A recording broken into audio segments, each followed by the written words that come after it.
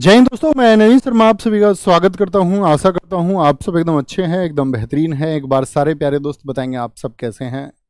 फिर से उम्मीद करेंगे एकदम अच्छे हैं, एकदम बेहतरीन हैं और आप सब लोगों की एक मुस्कुराहट दिखे कि सब कुछ ठीक है। और अगर सब कुछ ठीक नहीं है तो भैया एक दिन हम अपनी मेहनत, अपनी ईमानदारी के बल पे सब कुछ अच्छा करेंगे और एक दिन सब कुछ अच्छा हो जाएगा साथी।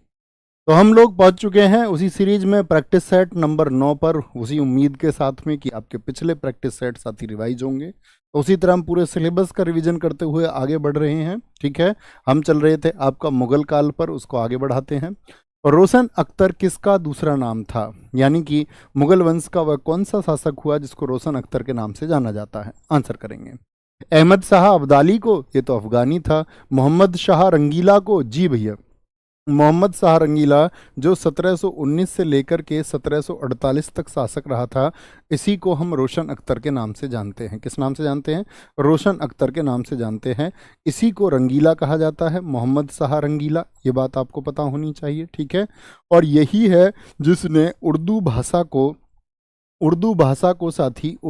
को राजकीय संरक्षण दिया था। क्या दिया था इसने? उर्दू भाषा को आपका एक मतलब स्टेट पार्टनेज दिया था, राजकीय संरक्षण दिया था। किसने? आपका मोहम्मद शाह रंगीला ने। किसका बेटा था मोहम्मद शाह रंगीला? ये औरंगजेब का बेटा था। किसका? औरंगजेब का पुत्र था, ये याद रखेंगे, औरंगजेब का पुत्र था। और इसी के समय पर जब साथी किसने आपका, अगर हम बात करते हैं, क्या नाम था उनका? बाजीराव ने दिल्ली पर आक्रमण किया था। बाजीराव ने इसी के समय आक्रमण किया और ये दिल्ली छोड़ के भाग गया था। बाजीराव ने इसी के समय पर आक्रमण किया था। ठीक है, ये आपको पता होना चाहिए। मैं आपसे कुछ नाम पूछूंगा मुगल शासकों के, मुझे बताना वो किस किस के नाम है जो आप जानते हो। सलीम के नाम से किसको जाना जाता है? सलीम के नाम से किसको जाना जाता है भैया? जहांगीर को जाना जाता है। किसको? सलीम के नाम से जहांगीर को जाना जाता है। किसको बोलेंगे? जहांगीर को। आलमगीर के नाम से बताइए किस शासक को जाना जाता है? सिर्फ मन मन में बोलते रहिए। आलमगीर आप बोलेंगे भैया औरंगजेब को। किसको? औरंगजेब को कहा जाता था आपका आलमगीर। क्या बोलेंगे? आलमगीर। महाबली शहंशाह किसको कहा गया है मुगल वंश में? महाबली शहंशाह अकबर को कहा गया है। क्या बोलेंगे? महाबली शहंशाह आपका साथी किसको? अकबर को कहा गया है। किसको? अकबर को कहा गया है। घृणित शासक मुगल वंश में किसको कहा गया है? घृणित शासक जिसने अंग्रेजों को व्यापार के अधिकार दे दिए, तो घृणित शासक था आपका साथी कौन? फर्रुखसियर। कौन था? फर्रुखसियर। इसको घृणित शासक कहा गया है। खुर्रम के नाम से किसको जाना जाता है? खुर्रम साथी आपका शाहजहां है। कौन है? खुर्रम आपका शाहजहां है। और पागल सुल्तान, तो वो तो आपका मुगल वंश का नहीं है, सॉरी। पागल सुल्तान तो एमपीटी मोहम्मद बिन तुगलक, वो दिल्ली सल्तनत का था। वो किसका था? वो दिल्ली सल्तनत का था आपका। अच्छा बताएंगे, इसमें से साथी जो जहांदर शाह है, इसको किस नाम से जानते थे? लंपट मूर्ख। क्या बोलेंगे? लंपट मूर्ख के नाम से किसको जाना जाता है? वो जहांदर शाह को जाना जाता है। ठीक है, ये मुगलों के उपनाम हैं शासकों के, आपको पता होने चाहिए। अधोलिखित में किसे मुगल चित्र शैली का संस्थापक माना जाता है? एक शैली बनी साथी जिसको कहते हैं चित्रों की मुगल चित्र शैली। तो मुगल चित्र शैली को किसने स्थापित किया? पहले तो मेरा क्वेश्चन आप सब लोगों से ये है कि मुगल काल में जो चित्रकला पनपी वो किसके समय पर पनपी थी, यानी चित्रकला का स्वर्णकाल किसके समय को मैंने आपको बताया है। चित्रकला का स्वर्णकाल किसका था? बिहिजाद और मीर हासिम, अब्दुल समद और मीर सैयद अली। अब्दुल समद और मीर सैयद अली को ही साथी मुगल चित्रकला का जनक कहा जाता है। जैसे अब्दुल समद, ये किसके समय के हैं लोग? ये हुमायूं के समय के हैं। क्या बोलेंगे? हुमायूं के समय ये आया था। क्या बोलेंगे? हुमायूं के समय आया था, लेकिन इसको पहचान किस समय पर मिली थी? सारी जहांगीर के टाइम पर। और अब्दुल समद को ही पूछा जाता है कि किस चित्रकार को सीरी कलम की उपाधि दी जाती है। क्या बोलेंगे? सीरी कलम की उपाधि। क्या बोलेंगे? सीरी कलम की उपाधि देकर ही इसको हुमायूं लेके आया था। ठीक है, देखो विकल्प ए में जो नाम लिखा हुआ है बिहिजाद, ये भी बहुत महत्वपूर्ण है। ये बाबर के समय का चित्रकार है, बाबर के टाइम पर ये था आपका। और इसी को हम कहते हैं, कई बार आपका यूपीपीसीएस तक ने भी पूछा है, पूर्व का राफेल किस चित्रकार को कहा जाता है? राफेल एक चित्रकार है, उसी की संज्ञा दी जाती है इसे, कि पूर्व का राफेल किस चित्रकार को कहा जाता है? मीर हासिम, मंसूर और अब्दुल हई। दसवंत, देखो दसवंत और बसावन भी महत्वपूर्ण है। क्या आप विकल्प डी के पहले नाम को बता सकते हैं कि वो किसके समय चित्रकार था? बहुत महत्वपूर्ण प्रश्न बनता है। दसवंत किसके समय का चित्रकार था? अगर साथी मैं आपको बताऊं, अकबर के टाइम के चित्रकारों में इसका नाम आता है। अकबर के टाइम के जो चित्रकार थे उसमें नाम आता है आपका दसवंत का। प्रश्न भी पूछा जाता है कि वह कौन था जिसका मानसिक संतुलन बिगड़ गया था, प्रसिद्ध चित्रकार था और उसने अपनी उसने आत्महत्या कर ली थी। तो दसवंत ने आत्महत्या करी थी, इसका मानसिक संतुलन बिगड़ गया था। तो आप बोलेंगे अकबर के टाइम पे भैया दसवंत है आपका एक मीर सैयद अली है। क्या बोलेंगे? मीर सैयद अली। ये किसके टाइम के हैं? ये अकबर के टाइम के हैं। अब जहांगीर के समय को चित्रकला का स्वर्णकाल कहते हैं। तो जहांगीर के समय के प्रसिद्ध चित्रकार कौन है? तो जहांगीर के समय के फारूक बेग। क्या बोलेंगे भैया? फारूक बेग का नाम आपको पता होना चाहिए। बिशनदास का नाम आपको पता होना चाहिए, बिशनदास का। और मंसूर अली का नाम आपको पता होना चाहिए। किसका? मंसूर अली का नाम आपको पता होना चाहिए। ऐसे ही एक चित्रकार आता है जो मयूर सिंहासन पर चित्रकारी करता है आपका शाहजहां के टाइम पे, अनूप। क्या बोलेंगे? शाहजहां के समय के चित्रकारों क्या नाम है आपका? अनूप है। और आपका साथ में कौन है? मीर हासिम है। कौन है? मीर हासिम है आपका। ये इसके समय के प्रसिद्ध चित्रकार हैं। किसके? शाहजहां के समय के। ठीक है, ये हमको पता होने चाहिए। शिवाजी का, छत्रपति शिवाजी महाराज जी का जन्म कब हुआ था तथा उन्होंने छत्रपति की उपाधि कब धारण की थी? तो इस पर साथी दो विकल्प बनते हैं, याद रख लेना। कभी कभी 1627 को उत्तर न दे करके 1630 भी दे सकता है, कहीं किनारे पे लिख लेना। क्योंकि कई साथी इतिहासकारों के अनुसार छत्रपति शिवाजी महाराज जी का जो जन्म है वो 1630 एडी माना गया है, कि सन 1630 में उनका जन्म हुआ था। ठीक है, तो क्या बोलेंगे? 1627 आपका। और 1674 में उन्होंने यहाँ पर साथी गद्दी धारण की थी। ठीक है, मुझे बताएंगे उन्होंने जो अपनी राजधानी बनाया था वो किसको बनाया था? तो राजधानी उनकी थी रायगढ़। कौन सी थी?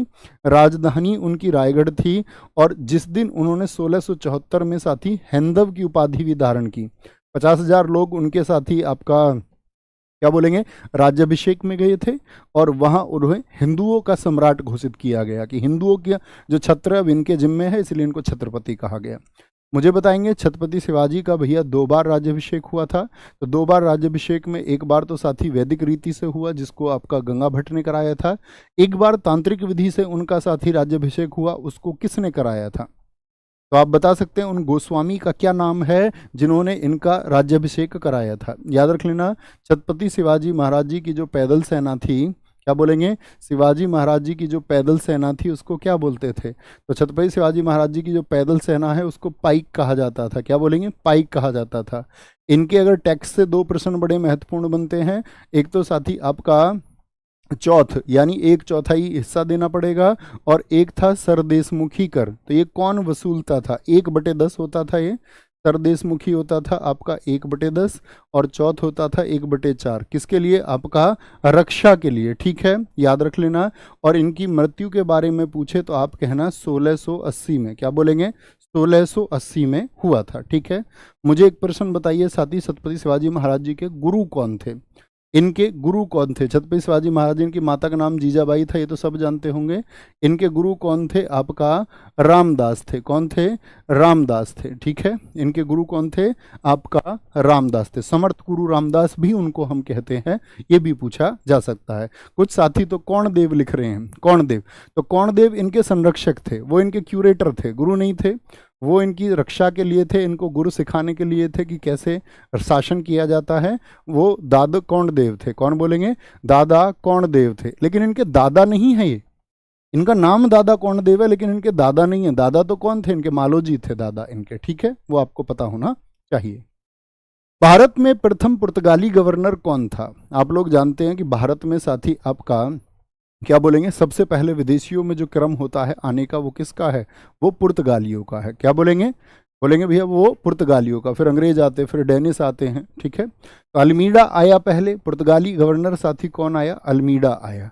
अल्मीडा के बाद में साथी अल्बुकर्क कौन है? ये सेकंड पर आया, सेकंड पर। तो ये 1505 में आया था आपका, 1505 से 9 आया ये। ठीक है, और अल्बुकर्क की बात करते हैं, ये 1509 में आया था आपका, और फिर 1515 तक ही रहा था आपका अल्बुकर्क। ये दोनों बहुत महत्वपूर्ण है, आपको पता होने चाहिए। लेकिन मैं पूछूं प्रथम पुर्तगाली व्यक्ति कौन है भारत आने वाला? वो कौन है साथी जो 7 फरवरी 1498 को आया? क्या बोलेंगे भैया? पहला पुर्तगाली, पहला पोर्टुगीज जो भारत आया, पहला पुर्तगाली तो वास्को डिगामा है। कौन है? वास्को डिगामा है। किस वर्ष में आया था साथी? सारे दोस्त उत्तर करें। सारे दोस्त एक बार सोचेंगे कि कब आया था भैया। 17 या 20 फरवरी दो डेट मानी जाती हैं आपका इसकी, तो 17 फरवरी ज़्यादा मान्य है। 17 फरवरी 1498 को आया। कौन आया था आपका? कहाँ पर? केरल आया। और केरल में साथी कहाँ पर? कालीकट आया। किसके लिए? व्यापार आदि के लिए आया था, मसालों के व्यापार के लिए केरल कालीकट आया था ये। और यहाँ पर कौन था आपका जो शासक था इस समय पर? इस शासक का क्या नाम था? इस शासक का नाम था भैया जमोरिन। क्या नाम था? जमोरिन था। अपने यात्रा खर्च का 60 गुना अधिक कीमत का माल ये वापस लेके गया, तो बाकी लोगों में भी होड़ मची कि भाई भारत चलते हैं, व्यापार करेंगे वहां पर चल करके। ठीक है, तो अल्मीडा कौन है? ये साथी पुर्तगाली का। यही अल्मीडा है जिसने ब्लू वाटर पॉलिसी लॉन्च की थी। क्या? Blue water policy. क्या बोलेंगे? ब्लू वाटर पॉलिसी बोले या बोले शांत जल नीति, इसी का नाम है। शांत जल नीति किस गवर्नर ने? शांत जल नीति किस गवर्नर ने? तो पुर्तगाली अल्मीडा, फ्रांसिस दी अल्मीडा इसका पूरा नाम है।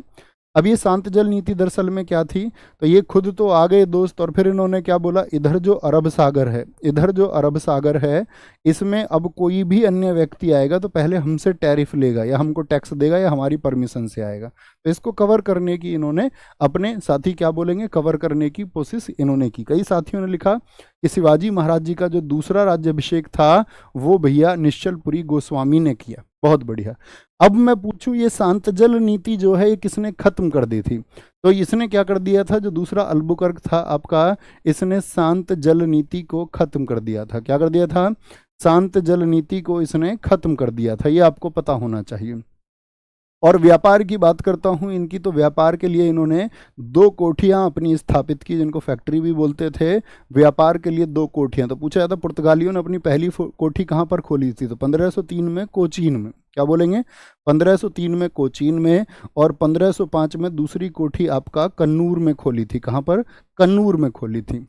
तो पुर्तगालियों ने अपनी पहली व्यापारिक फैक्ट्री कहाँ पर स्थापित की थी? सारे साथी बोले भैया कोचीन में 1503 में, और दूसरी 1505 में कन्नूर में स्थापित की थी। ठीक है, कन्नूर में। नेक्स्ट है, भारत में पुर्तगाली शक्ति का वास्तविक संस्थापक कौन था? मतलब आपका जैसे अल्मीडा पहला गवर्नर हुआ, जैसे 3 बार भारत में साथी आपका वास्को डिगामा भी आया, तीसरी बार में तो भारत में ही मर गया था वो। तो पूछ रहा है कि वास्तविक उसको पहचान किसने दी? तो आप कहेंगे भैया वास्तविक पहचान देने वाला ना तो वास्को डिगामा था, बार्थोलोम्यू डियाज नहीं है तो अफ्रीका तक ही रह गया था। अल्बुकर्क जो दूसरा गवर्नर है, ये साथी इसने विशेष पहचान दी, और इसी को हम क्या बोलते हैं? वास्तविक संस्थापक बोलते हैं। क्योंकि इसने क्या किया? इनका क्षेत्र बढ़ाया। इसने गोवा छीना 1510 में। क्या बोलेंगे? गोवा कब छीना था इसने? 1510 में। किससे छीना था साथी आपका? वो इसने छीना था आपका बीजापुर का जो शासक था यूसुफ आदिल शाह से। किससे? यूसुफ आदिल शाह से इसने गोवा छीना। और यूसुफ आदिल शाह कहाँ का शासक था? वो बीजापुर का शासक था। और इसी ने फिर आपका ब्लू वाटर पॉलिसी को भी क्या कर दिया था? खत्म कर दिया था। टीपू सुल्तान की राजधानी कौन सी थी? टीपू सुल्तान भी साथी एक विशेष नाम है। अगर मैं आपको बताऊं कि जैसे आपका पुर्तगाली भारत में आए तो अंग्रेज भी आए, उनका भी क्रम हम बताएंगे। लेकिन अंग्रेजों ने यहाँ पर अपने साम्राज्य विस्तार के लिए, अपने व्यापार को बढ़ाने के लिए ईस्ट इंडिया कंपनी ने कई युद्ध लड़े, और कई युद्ध लड़े। उनमें से टीपू से या हैदर अली से जो उनका संघर्ष है, ये परीक्षा के लिए सबसे महत्वपूर्ण है। तो टीपू की जो राजधानी है वो क्या थी आपका? ये तो होयसलों की राजधानी थी, तो सेरिंगपट्टम थी या श्रीरंगमपट्टनम थी? तो श्रीरंगमपट्टनम थी। ठीक है, ये इसकी राजधानी थी। और यहीं पर इसने क्या कराया था? ये साथी आपका क्या बोलेंगे, अंग्रेजों से तो बहुत चिढ़ता था। यहीं पर इसने स्वतंत्रता का वृक्ष लगवाया। स्वतंत्रता का वृक्ष लगवाया इसने, बोला कि भाई हम इन ईस्ट इंडिया कंपनी वालों के अधीन नहीं हैं। और यहीं पर साथी वो क्या होता है, घोषणा करता है कि जैकोबिन क्लब, जो फ्रेंच लोगों का था, जैकोबिन क्लब का वो सदस्य बन गया। और अंग्रेजों को उसने डिनाई कर दिया, मतलब मुख मोड़ लिया उसने अंग्रेजों से। अंग्रेजों का तो चिढ़ना तय था। तो यहाँ पर याद रख लेना, अंग्रेजों से इसने 4 युद्ध लड़े। अंग्रेज बोलते हैं अंगल को, अंगल और साथी मैसूर युद्ध। आपसे पहले तो पेपर में पूछेगा कुल कितने युद्ध हुए हैं आंगल मैसूर युद्ध? आप कहेंगे आंगल मैसूर युद्ध हुए हैं भैया 4 युद्ध हुए हैं। आपका पहला कब हुआ? पहला शुरू होता है 1767 से 1769 तक। ठीक है, दूसरा पूछेगा, दूसरा आंगल मैसूर युद्ध, ये वर्ष आपको पता होने चाहिए। दूसरा 1780 से शुरू हुआ और 84 तक। तीसरा आपसे पूछेगा, तीसरा आंगल मैसूर युद्ध कब हुआ? तो आप कहेंगे 1790 से भैया 92 तक चला था। और चौथा हुआ था आपका 4 आंगल मैसूर युद्ध हुए 1799। अच्छा मुझे बताइए टीपू सुल्तान के पिता का क्या नाम था? टीपू सुल्तान के पिता का साथी क्या नाम था? तो आप कहेंगे था हैदर अली। तो पहले युद्ध तो हैदर अली लड़ता है, तो Haidar Ali versus East India Company थे ये। Haidar Ali versus East India Company, इसमें किसकी जीत हुई थी? हैदर अली की। अंग्रेज प्रॉमिस कर गए भैया जी अब नहीं लड़ेंगे, बड़े चालू थे। तो यहाँ पर एक संधि हुई, तो युद्ध जब खत्म होगा तभी तो संधि होगी। तो संधि हुई आपका, यहाँ पर कौन सी ट्रीटी हुई थी? यहाँ पर कौन सी संधि हुई थी दोस्त? यहाँ पर हुई थी 1769 में, बड़ी महत्वपूर्ण है, मद्रास की संधि। कौन सी? मद्रास संधि कब हुई थी? तो 1769 में हुई, ये वर्ष पूछा जाएगा आपसे। दूसरा 1780 से 84 यहाँ पर हैदर अली युद्ध में मारा गया। हैदर अली युद्ध में मारा गया, उसका बेटा टीपू सुल्तान बीच युद्ध में आया और यहाँ पर ये आधे आधे में हो गया, मतलब बराबर रहा और दोनों ने अपना अपना राज्य बोलेंगे अपना अपना क्षेत्र लौटा दिया। तो यहाँ पर पूछा जाता है आपका मंगलौर की संधि कब हुई थी? मंगलौर की संधि अब आप वर्ष बता दो, मंगलौर की संधि कब हुई थी? आधा आधा रह गया था ये युद्ध, मतलब ना अंग्रेज लड़ने की हालत में थे, ना टीपू सुल्तान लड़ने की हालत में था, क्योंकि उसके पिता की मौत हो चुकी थी। तीसरा बड़ा महत्वपूर्ण है, यहाँ पर साथी हैदर अली को अंग्रेजों ने हैदर अली तो मर चुका, टीपू सुल्तान को अंग्रेजों ने हरा दिया था। क्या बोलेंगे? टीपू सुल्तान यहाँ पर ईस्ट इंडिया कंपनी के खिलाफ लड़ रहा था और यहाँ पर ईस्ट इंडिया कंपनी की जीत हुई। और यही संधि सबसे महत्वपूर्ण है, श्रीरंगपट्टनम की संधि। ये किस वर्ष हुई थी? तो भैया अंतिम वर्ष होगी, यानी ये 1784 में हुई मंगलौर की संधि, 1792 और 1799 में तो क्या हो गया? टीपू की मौत भैया हो गई। टीपू की मौत, किले में सोते हुए टीपू को घेर लिया था इन लोगों ने। आगे आएंगे। निम्नलिखित संविधान संशोधनों में से कौन सा एक बताता है कि मंत्रिमंडल में कुल मंत्रियों की संख्या जो है प्रधानमंत्री को सम्मिलित करते हुए लोकसभा के सदस्यों की कुल संख्या के 15% से अधिक नहीं होगी? तो पहले तो यही डेटा याद रखना है कि मंत्रियों की संख्या किससे नहीं हो सकती? 15% से अधिक नहीं होगी। ये पूछा जाता है किससे अधिक नहीं होगी? 15% से अधिक। और इसके बारे में संशोधन कौन सा है? 90वां 91वां? तो क्या बोलेंगे भैया? 91वां संशोधन 2003 इसी के बारे में बताता है। इसके बारे में बताता है कि लोकसभा की जो संख्या है उसके 15% से अधिक की मंत्रिपरिषद नहीं हो सकती, क्योंकि फिर तो मंत्रिपरिषद का आकार बहुत बड़ा हो जाएगा ना, फिर तो हर कोई मंत्री बनना चाहेगा, हर कोई मंत्री बनना चाहेगा। आगे आएंगे। विधान परिषद में मनोनीत सदस्यों की संख्या कितनी संख्या है? क्या बोलेंगे? कुल सदस्यों की 1/3 है, कुल सदस्यों की 1/4 है, कुल सदस्यों की 1/6 है, या फिर उपरोक्त में से कोई नहीं। विधान परिषद में जो मनोनीत सदस्य होते हैं, जिनको नॉमिनेशन दिया जाता है, नॉमिनेट किए जाते हैं। तो पहले तो मुझे ये बताओ, कल मैंने आपको बताया विधान परिषद कुल कितने राज्यों में है? सबकी सीटें याद हैं? थम्स अप करें जी भैया। आपने हमको बताया उत्तर प्रदेश में 100 सीटें हैं, बिहार आपने बताई 75 सीटें हैं, महाराष्ट्र हमने पढ़ी थी 78 सीटें हैं, आंध्र प्रदेश हमने 58 सीटें पढ़ी, तेलंगाना हमने भैया 40 सीटें पढ़ी थी, हमको ये सब याद है। ठीक है, तो 6 राज्यों में है। तो क्या होती है आपका? आप कहेंगे भैया कुल सदस्यों की संख्या का 1/6 होती है। क्या बोलेंगे? 1/6। विधान परिषद को किस अनुच्छेद में बताया गया है, ये आप आंसर करेंगे। तो जो विधान परिषद होती है, विधान परिषद की बात हम करते हैं तो विधान परिषद होती है आपका आर्टिकल 169 में। किसमें? आर्टिकल 169 के अंतर्गत विधान परिषद, जो कि एक उच्च सदन है। उच्च सदन का मतलब क्या होता है कि जो सदन कभी विघटित नहीं हो सकता है। और इसके साथ ही अगर मैं बात करूं सदस्यों का कार्यकाल भी कितना होगा, जरा एक बार बताएं। तो आप बोलेंगे इसके सदस्यों का जो कार्यकाल है वो होता है 6 वर्ष का। कितने का होता है?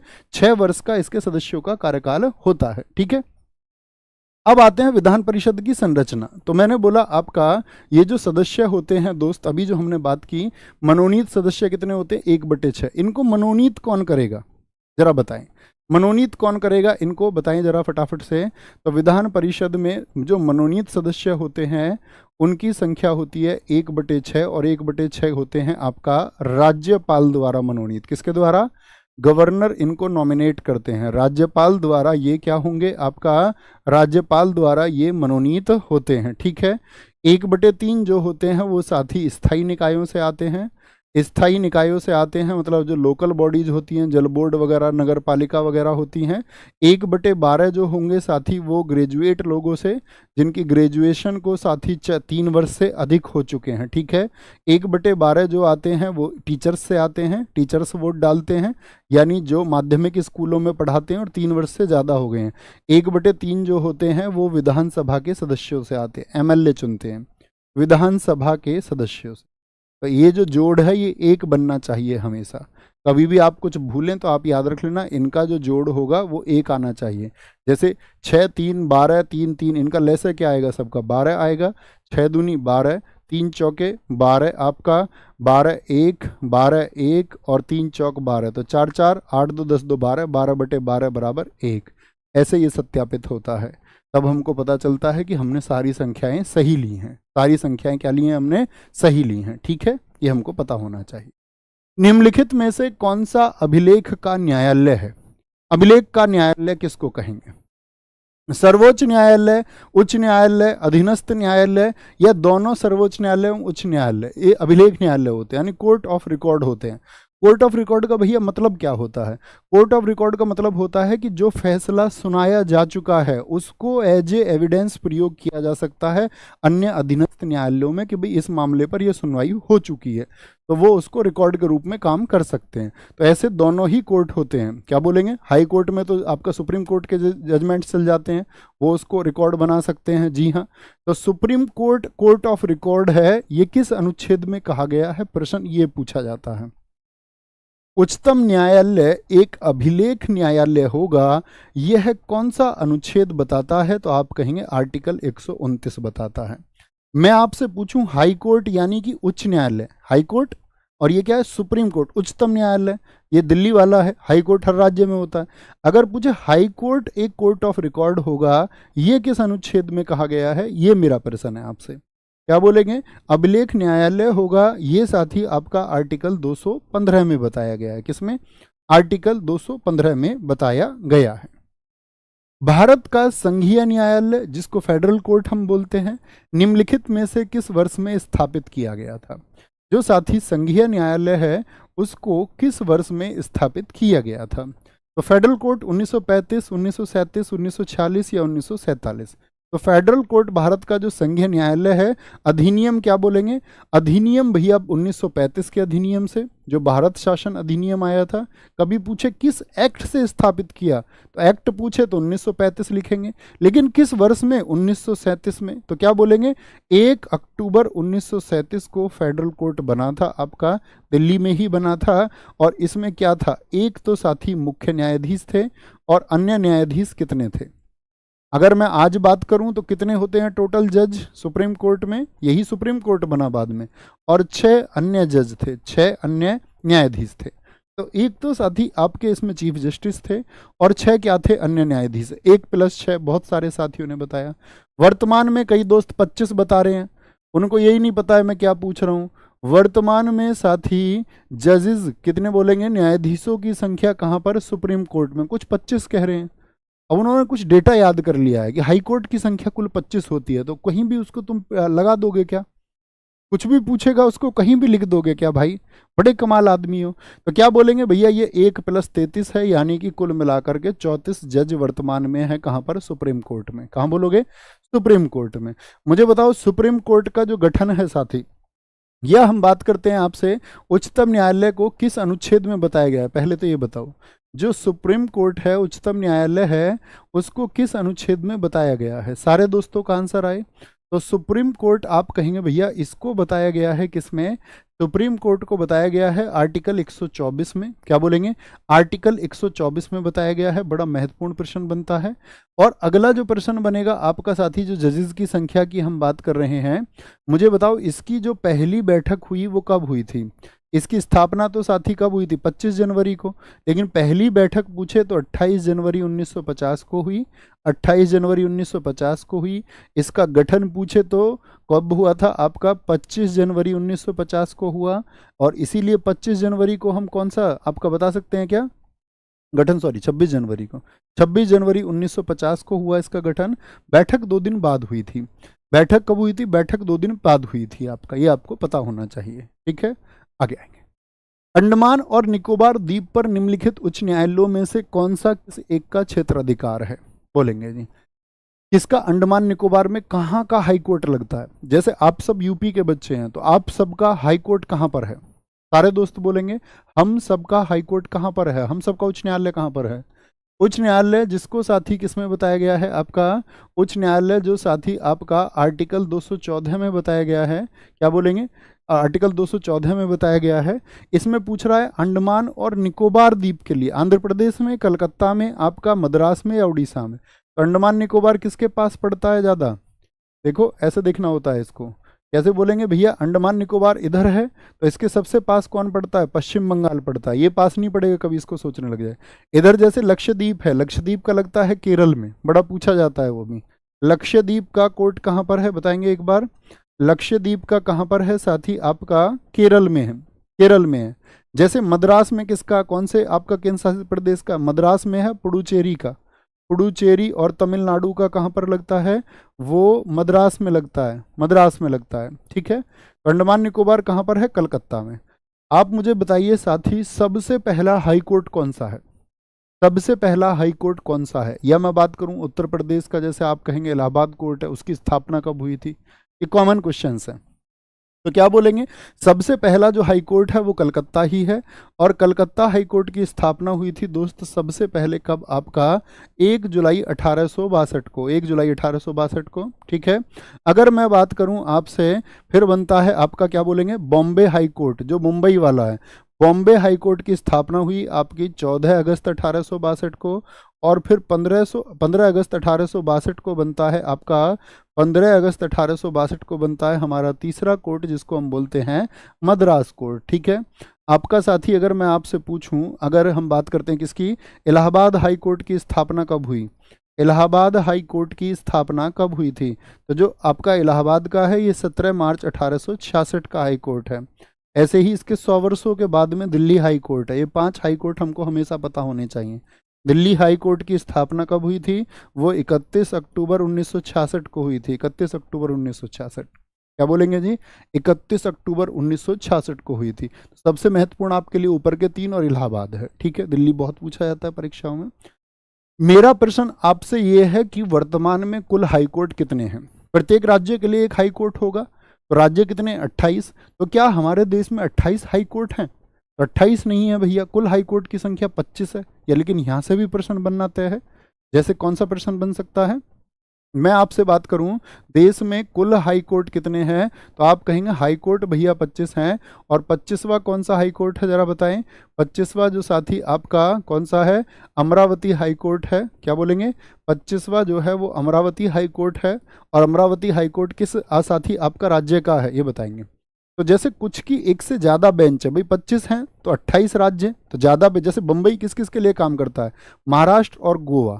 तो सबसे ज़्यादा क्वेश्चन यहाँ पर पूछेगा कि गोवा का हाई कोर्ट कहाँ पर है? तो क्या बोलेंगे? ये आपका बम्बई में लगता है, बम्बई में।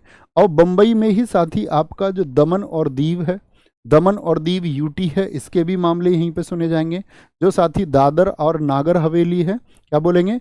दादरा नागर जो हवेली है, उसके भी साथी मामले कहाँ पर सुने जाएंगे? मुंबई हाई कोर्ट में सुने जाएंगे, जिसको बम्बई हम बोलते थे। जैसे मैं बात करूँ गुवाहाटी है, नॉर्थ ईस्ट के लिए यही है। गुवाहाटी हाई कोर्ट में, गुवाहाटी भाई असम का हो गया, तो यहाँ पर असम के तो सुने जाते हैं। उसके अलावा कौन से 3 राज्य हैं जिनमें हाई कोर्ट नहीं है? नागालैंड, मिजोरम और अरुणाचल प्रदेश। नागालैंड, मिजोरम, मिजोरम और अरुणाचल प्रदेश, मिजोरम और अरुणाचल प्रदेश। ठीक है, अरुणाचल प्रदेश, अरुणाचल प्रदेश होगा आपका, ये आपको पता होना चाहिए। तो ये 3 वो हैं जो 28 से संख्या कम होती है। जैसे केरल में आपको बता ही चुका, केरल का साथी कहाँ कहाँ पर लगेगा आपका? केरल हाई कोर्ट जो होगा, यानी केरल में आपको बता चुका लक्षद्वीप का लगेगा, वो एर्नाकुलम हाई कोर्ट है। ठीक है, और याद रख लेना दोस्त, जिन राज्यों में ज़्यादातर तो क्या होता है, राज्यों में ज़्यादातर क्या होता है कि खंडपीठ आपका राजधानी में होती है। जैसे उत्तर प्रदेश, उत्तर प्रदेश हाई कोर्ट की खंडपीठ कहाँ पर है?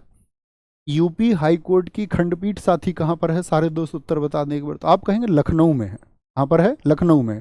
तो जिनकी नहीं है वहाँ पर हाई कोर्ट की खंडपीठ, तो उनसे क्वेश्चन पूछ लेता है। जैसे मध्य प्रदेश साथी, आपका क्या उत्तर बनता है बताएंगे क्या उसका हाई कोर्ट के लिए? तो मध्य प्रदेश जबलपुर हो जाता है। ठीक है। जैसे केरल की राजधानी क्या तिरुवनंतपुरम, लेकिन हाईकोर्ट वहाँ नहीं है, एर्नाकुलम में है, एर्नाकुलम में है। तो इस तरह के प्रश्न पूछे जाते हैं अक्सर, है ना। बहुत बढ़िया, लखनऊ का ही साथियों ने उत्तर दिया। आगे बढ़ेंगे। नीचे दिए गए तथ्यों पर ध्यान दीजिए। भारत के प्रथम मुख्य निर्वाचन आयुक्त किसके लिए होते हैं? चीफ इलेक्शन कमिश्नर, सीईसी बोलते हैं इसको। निर्वाचन आयुक्त मतलब चुनाव कराने के लिए। तो चुनाव कराने के लिए जो साथी पहले निर्वाचन आयुक्त थे वो सुकुमार सेन थे। जी हाँ। भारत की प्रथम महिला मुख्य निर्वाचन आयुक्त रमा देवी थी। जी हाँ। एक बात याद रख लेना, मैंने क्या बोला कि सिर्फ एक ही महिला ऐसी हुई है जो निर्वाचन आयुक्त बनी हमारे देश में। कितनी महिला अब तक चुनाव आयोग की साथी कमिश्नर रह चुकी हैं? तो आप कहेंगे एक महिला। कितनी? उनका नाम है रमा देवी, और रमा देवी भी रही थी आपका 1990 के दौर में, 1990 के दौर में। वर्तमान में मुख्य निर्वाचन आयुक्त कौन है बताएं? वर्तमान में तो भैया राजीव कुमार है। कौन है वर्तमान में? राजीव कुमार है। आपसे पूछे निर्वाचन आयोग को किस अनुच्छेद में बताया गया है? कौन से आर्टिकल में निर्वाचन आयोग? इलेक्शन कमीशन को किस अनुच्छेद में बताया गया है? तो आप बोलेंगे भैया आर्टिकल 324 से 29 इसी के बारे में बताता है। और निर्वाचन आयोग जो है वो एक 3 सदस्यीय निकाय है। कितने सदस्य होते हैं इसमें वर्तमान में? 3 सदस्यीय निकाय है ये। और 3 सदस्यीय निकाय का मतलब क्या है? एक तो मुख्य चुनाव आयुक्त इसमें रहेंगे, और अन्य 2 क्या रहेंगे? अन्य चुनाव आयुक्त। एक तो रहेंगे मुख्य चुनाव आयुक्त, और 2 होते हैं अन्य आयुक्त होते हैं। आयुक्त का मतलब होता है कमिश्नर। एक तो मुख्य होंगे और 2 होते हैं आपका अन्य। रिटायरमेंट की एज जो होती है वो क्या होती है? 6 या 65 वर्ष होती है मुख्य चुनाव आयुक्त के लिए। अन्य के लिए वो 6-62 हो जाती है। अन्य के लिए तो हमेशा 6-62 होगी, ठीक है। मुख्य के लिए क्या होगी आपका? 6 या 65 वर्ष में से जो पहले हो, ठीक है। तो क्या बोलेंगे भैया? दोनों बातें ठीक हो गई। जी हाँ। तो हम बोलेंगे भैया केवल 2 सही है, 1 और 2 दोनों सही हैं। 1 और 2 दोनों भैया सही हो जाएंगे, ठीक है। 1 और 2 दोनों सही हो जाएंगे। अब निर्वाचन अनुच्छेद तो हमने बता दिया। मुझे बताओ निर्वाचन आयोग की स्थापना किस तारीख को हुई थी, ये तुम्हें बताना है। तो जो इलेक्शन कमीशन है साथी, उसकी स्थापना, इलेक्शन कमीशन की स्थापना किस वर्ष हुई थी? तो आप कहेंगे भैया डेट तो है 25 जनवरी, और इस दिन हम कौन सा दिवस मनाते हैं ये भी मैं आपसे जानना चाहूँगा। 25 जनवरी 1950 को। क्या बोलेंगे? और इस दिन हम कौन सा दिवस मनाते हैं? इसीलिए भाई चुनाव आयोग क्या कराता है? मतदाताओं के लिए काम करता है, और मतदाताओं के लिए इसीलिए इस दिन को हम मनाते हैं मतदाता दिवस। अब जानते हैं? जी भैया। इतने छोटे प्रश्न को उठाकर पटक कर मारेंगे भैया पेपर में, ठीक है। वहीं देखेंगे क्या आप करके आएंगे। निम्नलिखित में से कौन सा युग्म है जो सही सुमेलित नहीं है? भारतीय सब्जी अनुसंधान संस्थान जो है साथी वो वाराणसी में है, याद रख लेना इसको। केंद्रीय उपोष्ण उद्यान जो सब ट्रॉपिकल हॉर्टिकल्चर्स होती हैं आपका, वो श्रीनगर में है। भारतीय गन्ना अनुसंधान संस्थान लखनऊ में है। भारतीय दलहन अनुसंधान संस्थान ये कानपुर में है। तो केंद्रीय उपोष्ण उद्यान संस्थान साथी श्रीनगर में नहीं है। क्या बोलोगे? भैया ये लखनऊ में है। ये तो और महत्वपूर्ण बात होगी कि भाई यूपी में कोई संस्थान है। श्रीनगर में तो जो साथी है ना, श्रीनगर में तो वो शीतोष्ण के लिए है। क्या बोलेंगे? केंद्रीय शीतोष्ण पूछे, ठंड वाले इलाके में कौन सा है वो? केंद्रीय शीतोष्ण अनुसंधान संस्थान है। किसके लिए? उद्यानों के लिए, ठीक है। और बताता हूं मैं यूपी का अनुसंधान संस्थान, आपको याद रखना। केंद्रीय औषधि अनुसंधान संस्थान कहाँ पर है? केंद्रीय औषधि, सेंट्रल ड्रग रिसर्च इंस्टीट्यूट इसको हम बोलते हैं। केंद्रीय औषधि अनुसंधान संस्थान कहाँ पर है? तो क्या बोलेंगे? औषधि अनुसंधान के लिए हमारा देश तो भैया आपका क्या बोलेंगे? सुश्रुत और चरक का देश है। यहाँ पर औषधि लाखों हैं। औषधि कितनी है हमारे यहाँ पर? औषधि भैया लाखों पाई जाती हैं हमारे जंगलों में। केंद्रीय विष अनुसंधान संस्थान आपका, पॉइजन रिसर्च सेंटर आपका। हमारे देश में जहर कितने हैं? मैं हमेशा बताता था आपको, हमारे देश में जहर कितने हैं बताएं भैया? हर कोई तो जहर है हमारे देश में। जिसको देखो भाई मैं कैसा लग रहा हूँ, तो बोलता कि तुम एकदम जहर लग रहे हो। तो सब जहर हैं। लड़की भी कहती हैं कि तुम जहर लग रहे हो, लड़के लड़कियों से कह रहे हैं कि तुम जहर लग रही हो। तो सब तो जहर हैं। तो जहर कितने हुए? लाखों हो गए। लेकिन ये कोई परिभाषा थोड़ी होती है तुम किसी को बोलो तुम जहर लग रहे हो। कितनी गलत बात है। तुम्हें बोलना है तो किसी को भाई आपका अमीय बोलो, किसी को बोलना है तो अमृत बोलो, नेक्टर बोलो। ऐसा थोड़ी किसी को आप जहर बोल देते हो। कितनी गलत बात। और खुश और होता आदमी सुन के, सोचता कि हाँ मेरी थोड़ी तारीफ हुई है। तारीफ नहीं हुई है मूर्ख तेरी, तुझको मूर्ख बनाया गया है। और ज़्यादा मूर्ख, पहले तो तू मूर्ख है ही, अब और ज़्यादा बनाया गया। केंद्रीय पक्षी अनुसंधान संस्थान, क्या बोलोगे? केंद्रीय पक्षी अनुसंधान, केंद्रीय पक्षी अनुसंधान संस्थान। अब बोलना भैया मैं तो अपनी वाली को क्या बोलूंगा, सॉरी पक्षी के लिए बरेली में है, क्या बोलेंगे? वाराणसी में तो दोस्त आपका, वाराणसी में तो दोस्त आपका है भारतीय सब्जी अनुसंधान संस्थान। क्या बोलेंगे? भारतीय सब्जी अनुसंधान संस्थान क्या है? वो है आपका वाराणसी में। बोलो भैया मैं तो अब अमृत बोलूंगा, अमृत। क्या बोलोगे? जहर बोलोगे या अमृत? तो बोलेंगे भैया हम आज से अमृत बोलेंगे। तो भारतीय भारतीय चरागाह और चारा अनुसंधान संस्थान कहाँ पर है? ये तुमसे मेरा प्रश्न है। चरागाह और चारा के लिए अनुसंधान संस्थान कहाँ पर है? वो झांसी में है। कहाँ पर है जी साथी आपका? भैया वो झांसी में मौजूद है। ठीक है, कहाँ पर है जी? झांसी में वो मौजूद है। और ये गजब सा प्रश्न है, दस्ते लूट अवस्थित है। दस्ते लूट, पहली बात तो प्रश्न है कि दस्ते लूट है क्या? कितने दोस्त बता पाएंगे? कोई ज्वालामुखी है, कोई पठार है, या फिर साथी कोई रेगिस्तान है? क्या है ये? तो दस्त ए लूट एक साथी रेगिस्तान है। जैसे भारत में कौन सा रेगिस्तान है? भैया भारत में है थार। क्या बोलेंगे? रेगिस्तान नहीं, रेगिस्तान, डेजर्ट है ये। क्या है? ये डेजर्ट है। ईरान में है, लीबिया में है? भैया जी ईरान में ही है। कहाँ पर है? ईरान में ही है। मुझे बताओ गिब्सन कहाँ का साथी आपका डेजर्ट है? गिब्सन, तो गिब्सन कहाँ का है? गिब्सन किस देश में है? ऑस्ट्रेलिया में मौजूद है। मैं आपसे पूछूं सोनोरन, सोनोरन जो साथी आपका, सोनोरन जो रेगिस्तान है वो कहाँ पर है? वो अमेरिका में है। कहाँ पर है? अमेरिका में है। थार में पूछूं आपसे कहाँ पर है? तो आप कहेंगे भारत और पाकिस्तान में मौजूद है थार। मैं आपसे पूछूं अटाकामा कहाँ पर है? अटाकामा जो मरुस्थल या अटाकामा डेजर्ट कहाँ पर है? तो चिली में है। कहाँ पर है? चिली में मौजूद है। टकला मकान कहाँ पर है? इसको टकला मकान, गंजा मकान नहीं है, टकला मकान भी इसको बोलते हैं। ये चाइना में है। कहाँ पर है? चाइना में है। गोबी का गोबी आपका साथी मरुस्थल कोई आपसे पूछे, गोबी क्या बोलेंगे? ये मंगोलिया और चाइना तक फैला हुआ है। मंगोलिया और साथी चाइना तक फैला हुआ है।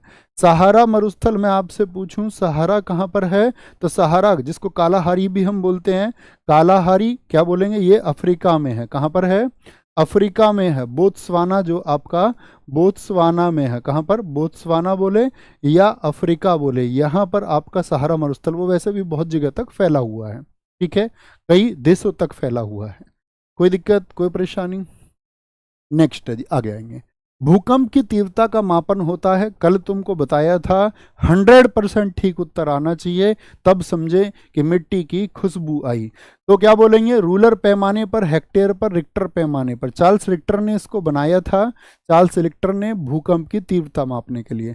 ग्राफ कौन सा बताया था साथी? मैंने आपको ग्राफ बताया था भैया, सीस्मोग्राफ होता है। कौन सा होता है? सीस्मोग्राफ होता है। हम कभी गलत नहीं करेंगे। नदियों का नाम उनके देश से सुमेलित कीजिए। कौन सी नदी कहाँ पर बहती है? कौन सी नदी किस देश में बहती है? जैसे पोटोमैक की बात करते हैं, पोटोमैक नदी कहाँ पर बहती है? इसके किनारे ही तो वॉशिंगटन डीसी बसा हुआ है। जी भैया। नील नदी कहाँ पर बहती है साथी आपका? नील नदी इराक बोल दूं क्या? इराक बोल दूं क्या? आप कहेंगे नहीं भैया, सूडान में, मिस्र के पास में भी बहती है। टिग्रिस जो नदी है ये इराक में बहती है, टाइग्रिस भी बोलते हैं इसको। और थेम्स नदी के किनारे लंदन शहर बसा है। थेम्स के किनारे कौन सा है? वो लंदन शहर बसा है, बड़ा पूछा जाता है। इसको लंदन की गंगा भी बोलते हैं। तो क्या बोलेंगे? 2 2 2 4 2 4 3 1, 2 4 3 1, ऑप्शन बी क्या हो जाएगा? सही हो जाएगा। मैं आपसे कुछ देश पूछना चाहूंगा साथी।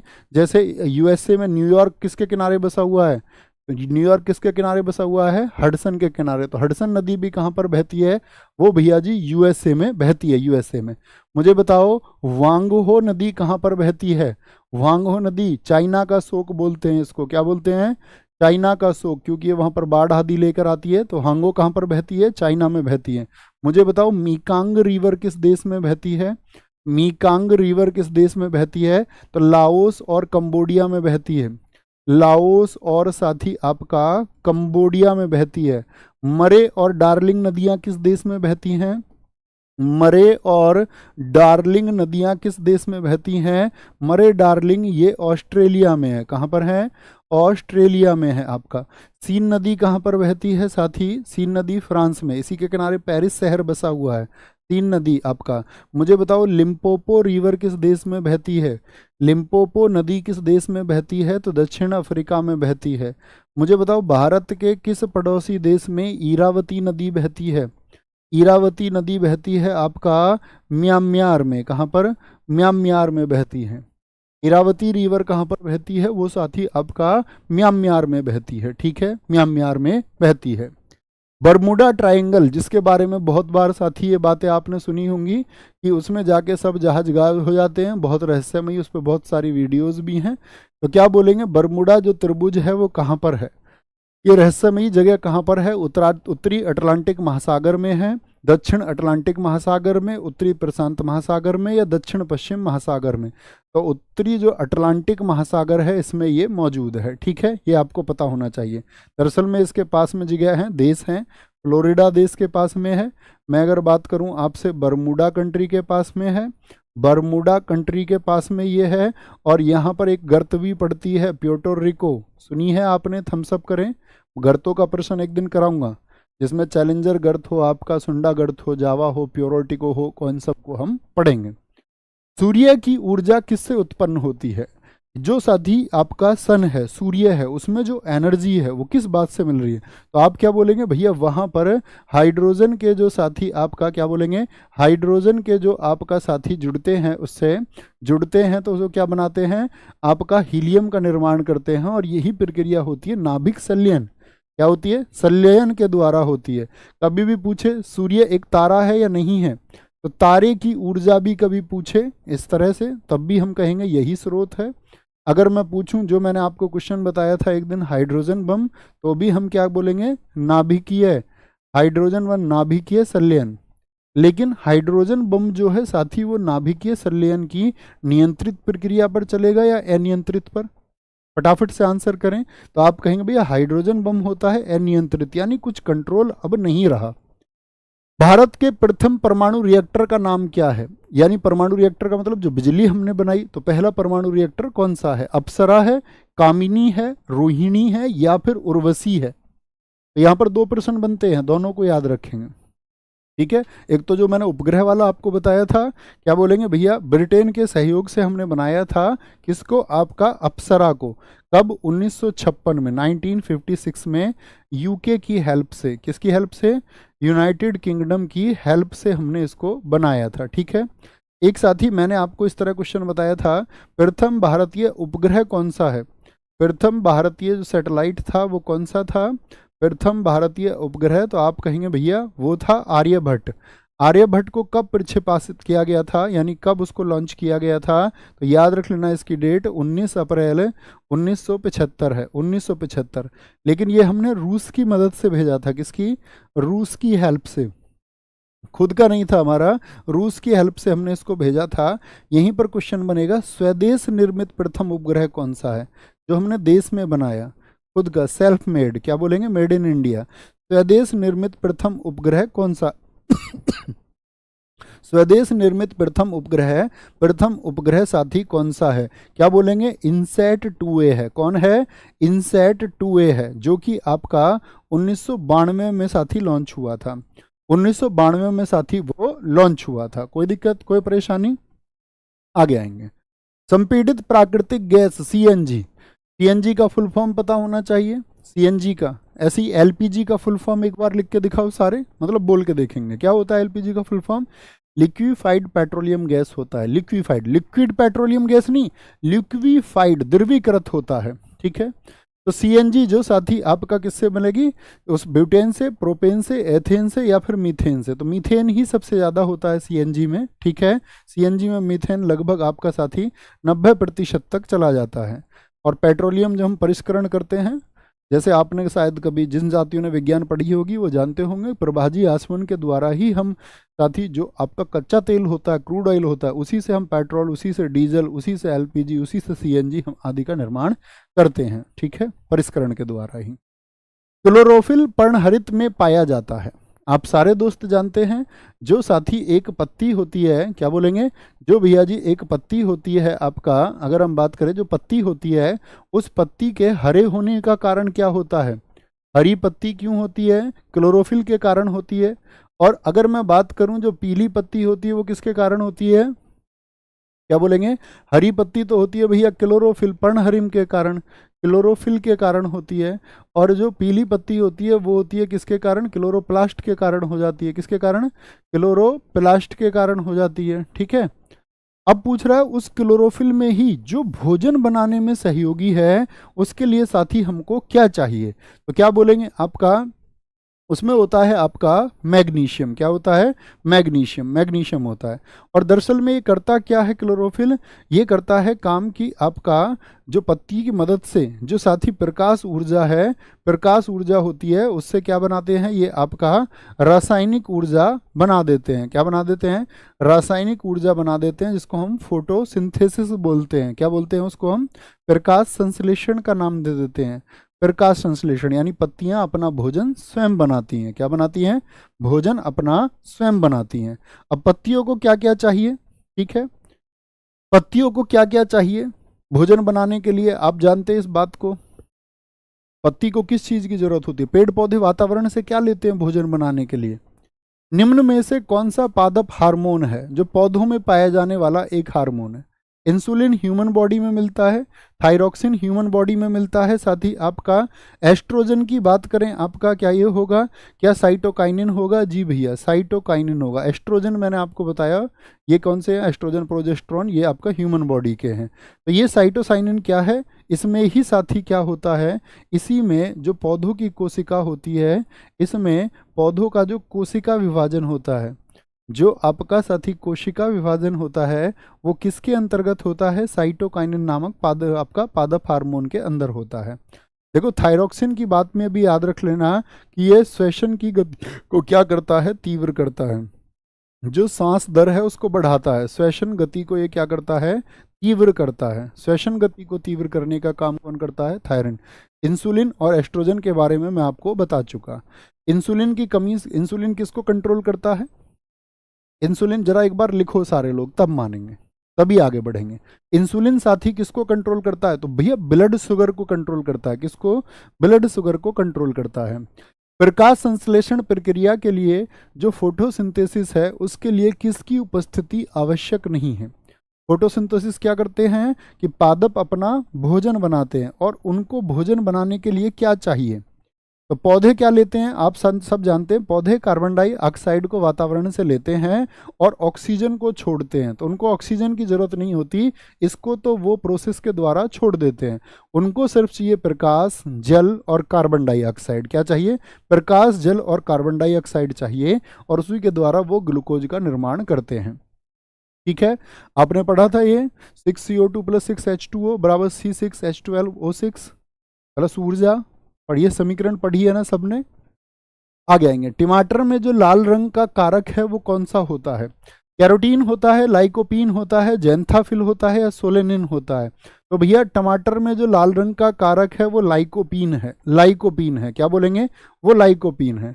जैसे मैं बात करूं दूध का जो सफेद रंग होता है वो किसकी वजह से होता है, दूध का जो सफेद रंग है वो किसकी वजह से होता है, कैसीन प्रोटीन की वजह से होता है। किसकी वजह से, कैसीन प्रोटीन पाया जाता है दूध में, कैसीन प्रोटीन के कारण होता है, कैसीन प्रोटीन के कारण दूध सफेद।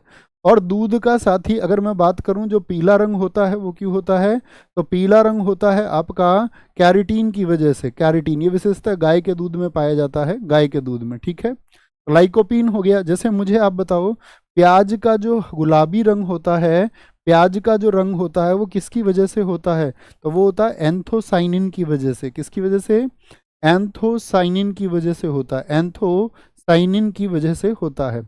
मिर्च का जो साथी तीखापन है वो किसकी वजह से होता है, मिर्च तीखी लगती है, जी भैया तीखी लगती है, कोई कोई होती भी नहीं है, तो वो होता है आपका कैप्सिन की वजह से। किसकी वजह से, कैप्साइसिन भी बोलते हैं उसको, कैप्सिन की वजह से बोलते हैं। ठीक है, मिर्च तीखी कैप्सिन की वजह से होती है। आगे आएंगे जी, गरीबी हटाओ का नारा निम्नलिखित में शामिल था। गरीबी हटाओ का नारा, सारी पंचवर्षीय योजना मैंने आपको बताई।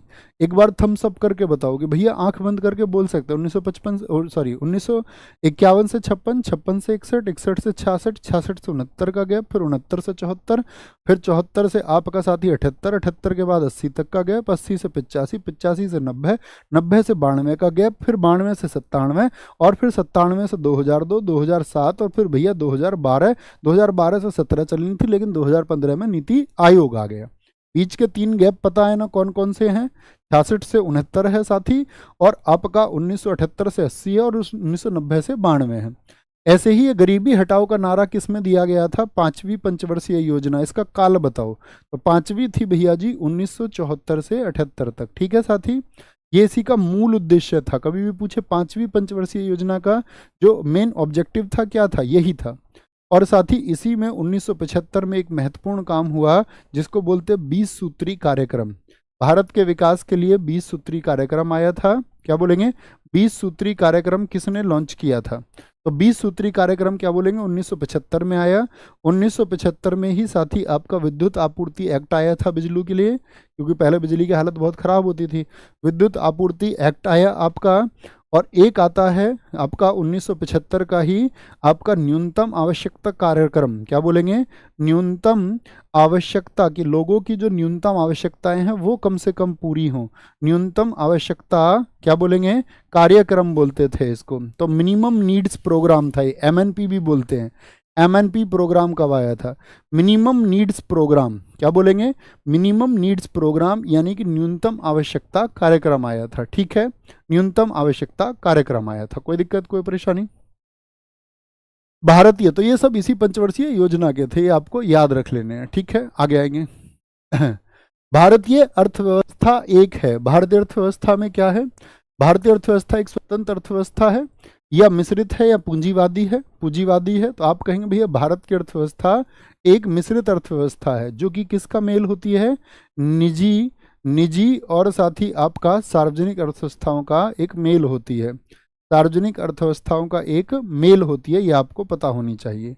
अगर आपसे पूछे कभी भी कि मिश्रित अर्थव्यवस्था के जनक कौन है, किन्होंने ये सिद्धांत दिया था, तो मिश्रित अर्थव्यवस्था के जो जनक हैं वो आपका जॉन M कीन्स हैं। जॉन मेनार्ड कीन्स जिनको बोलते हैं, जॉन कीन्स हैं आपके। ठीक है, क्या बोलेंगे? John Keynes. आधा ने भी बनता है इनके नाम के लिए, याद रखेंगे। ठीक है, खाद्यान्नों के लिए न्यूनतम समर्थन मूल्य। आप कोई फसल बेचने जाते हैं बाजार में तो उसका क्या होता है? MSP। आप अक्सर सुनते भी होंगे MSP। तो MSP का फुल फॉर्म एक तो आपको पता होना चाहिए। क्या बोलेंगे? Minimum support price. न्यूनतम समर्थन मूल्य जो है ये किस वर्ष में शुरू हुआ था? 1970-71 में, 1966-67 में शुरू हुआ था क्या? जी भैया जी, 1966-67 में ये शुरू हुआ था। ठीक है, और इसको निर्धारित कौन करता है, जरा बताएं? इसको निर्धारित, या मुझे बताओ कितनी फसलों के लिए MSP दिया जाता है?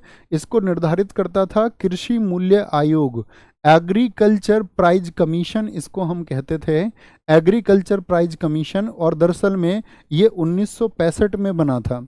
लेकिन दरअसल में हुआ क्या, इसमें चेंजेस हुए और इसको पुनर्गठित किया गया, फिर से बनाया गया। और जब इसको पुनर्गठित किया गया तो पुनर्गठित किया गया 1985 में। तब से ये हो गया आपका CACP। क्या बोलेंगे? इसी को हम बोलते कृषि लागत और मूल्य आयोग। इसका नाम क्या हो गया बदल के? कृषि लागत और मूल्य आयोग। कृषि लागत और मूल्य आयोग। आयोग का मतलब होता है कमीशन। तो C for commission for agriculture, agriculture costs and price. Commission, commission मतलब आयोग, आयोग किसके लिए? Agriculture cost and price. तो CACP जो है साथी ये निर्धारण करता है, CACP इसको निर्धारित करता है। तो प्रश्न पूछा जाता है MSP कितनी फसलों के लिए? तो यहाँ पर बताएं सारे साथी, अलग अलग भी आपको पता होना चाहिए कि 7 तो अनाज हैं आपके, टोटल 7 अनाज हैं आपके, मुख्य अनाज जिनको हम कहते हैं 7 अनाज हैं। 5 दालें हैं जिनके लिए MSP जारी किया जाता है। 3 साथी आपका अगर मैं बात करूं कॉमर्शियल हैं, कॉमर्शियल, कॉमर्शियल का मतलब होता है जो वाणिज्यिक रूप से, या वाणिज्यिक फसलें जिनको हम कहते हैं, वाणिज्यिक फसलें कहेंगे। वाणिज्यिक फसलें कौन कौन सी होती हैं? 3, जैसे कि मैं आपको बताऊं। वाणिज्य फसलें होती हैं आपका कपास, खोपरा और जूट। कपास, खोपरा की फसल, अब ये मत कहना भैया खोपरा कैसी होती है, देख लेना रिसर्च करके। कपास, खोपरा और जूट होती है। और साथ ही 7, 5, 12, 3, 14 हो गया। हाँ, 7 तिलहन की फसलें हैं जिनसे तेल निकलता है, जैसे एक सरसों एक उदाहरण है। 7, 7, 14, 5, 18, 3, 21 एक होती है। साथ ही हमारा किसका FRP जारी होता है, किसके लिए? गन्ने के लिए। गन्ने के लिए MSP नहीं होता, गन्ने के लिए होता है FRP। इसको बोलते हैं FRP, मतलब उचित और लाभकारी मूल्य। क्या बोलते हैं? उचित और लाभकारी मूल्य। FRP का फुल फॉर्म कई बार पूछ लिया जाता है, फेयर एंड रीम्यूनरेटिव, क्या बोलेंगे? रीम्यूनरेटिव प्राइस होता है ये। फेयर एंड रीम्यूनरेटिव प्राइस होता है, उचित एवं लाभकारी मूल्य ये होता है। तो मैं आपसे बोलूँ तो कितनी हो गई? 7 अनाज, 5 दालें, 3 कॉमर्शियल, 7 तिलहन और 1 के लिए FRP होता है। 7, 5, 12, 7, 19, 3, 22 और 1, क्या बोलेंगे? 7, 5, 12, 3, 15, 7, 22 और 1, टोटल हो गए 23। तो 22 के लिए तो होता है MSP और 1 के लिए होता है FRP। 1 के लिए क्या होता है? FRP होता है। ठीक है।